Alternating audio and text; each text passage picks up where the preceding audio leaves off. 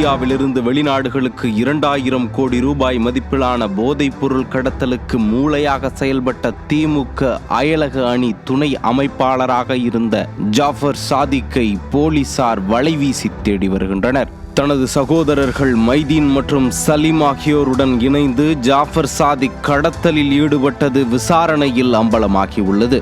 டெல்லியை மையமாக வைத்து அங்கிருந்து வெளிநாடுகளுக்கு இந்த கும்பல் போதைப் பொருட்களை கடத்தி வந்துள்ளது. இதனால் தமிழ்நாட்டிலிருந்து டெல்லிக்கு தேர்வான திமுக எம்பிக்களின் அதிகாரத்தை இந்த கும்பல் தவறாக பயன்படுத்தியதா?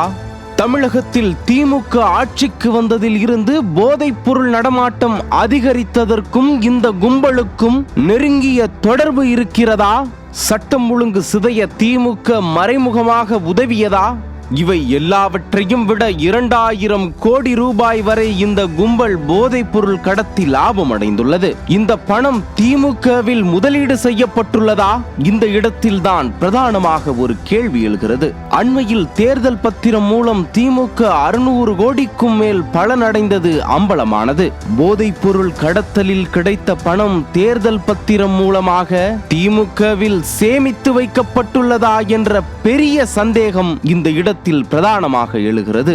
அத்துடன் ஜாஃபர் சாதிக் தமிழ் திரைப்பட தயாரிப்பாளராக இருந்து பல திரைப்படங்களை தயாரித்துள்ளார்.